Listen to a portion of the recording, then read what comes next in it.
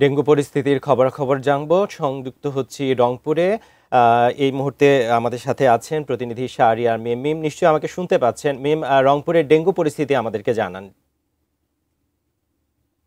আপনাকে ধন্যবাদ। এই মুহূর্তে রয়েছি রংপুর সিটি কর্পোরেশন এলাকায়। আপনাকে জানিয়ে রাখি যে রংপুরের যে ডেঙ্গু পরিস্থিতি, এখন কিন্তু রংপুরে সর্বমোট ডেঙ্গু আক্রান্ত রয়েছেন এই মুহূর্তে 11 জন, যার মধ্যে 7 জন রয়েছেন বাসাতে চিকিৎসাধীন এবং 4 জন রয়েছে বিভিন্ন হাসপাতালগুলোতে চিকিৎসাধীন। সব কিছু মিলে এই যে ডেঙ্গুর যে প্রকোপ, সেটি কিন্তু রংপুরে বেড়েছে।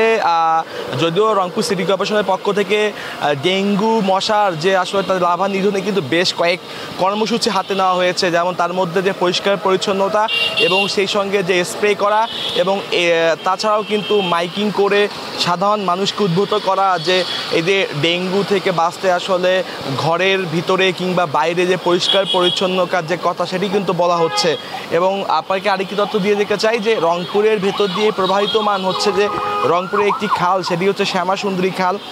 সেই খালেও কিন্তু ময়লার ভাগাড়ে পরিণত হয়েছে এবং সেই ময়লার ভাগাড়ে পরিণত হওয়ার ফলে কিন্তু সেখানে কিন্তু যে ডেঙ্গু মশার যে তৈরির কারখানা বলতে হয়, যে সেখান থেকে কিন্তু ডেঙ্গু মশা বেশি তৈরি হচ্ছে। যদিও সেখানে সিটি কর্পোরেশনের পক্ষ থেকে বিভিন্ন কর্মসূচি কার্যক্রম কিন্তু হাতে নেওয়া হয়েছে। এই কি তথ্য আপনাদেরকে দিতে চাই। স্বাস্থ্য বিভাগের পক্ষ থেকে যে তথ্যটি জানতে পেরেছি, রংপুরে এখন পর্যন্ত ডেঙ্গুতে আক্রান্ত হয়েছে 44 জন। তাদের মধ্যে অনেকেই সুস্থ হয়ে ঘরে ফিরেছেন। এখন 11 জন চিকিৎসাধীন রয়েছেন। এবং এছাড়াও রংপুর সিটি কর্পোরেশনে ডেঙ্গু যে পরীক্ষার কিট, সেটি কিন্তু রয়েছে। এই মুহূর্তে রংপুর সিটি কর্পোরেশনে ডেঙ্গুর কিট রয়েছে 2218, অর্থাৎ যে 2218 পিস কিন্তু ডেঙ্গুর কিট এই মুহূর্তে রংপুর সিটি কর্পোরেশনে রয়েছে। এবং সেখানে যারা ডেঙ্গুতে আক্রান্ত হওয়ার যারা সন্দেহ করছেন, তারা কিন্তু সেখান থেকেও কিন্তু পরীক্ষা করে নিতে পারছেন।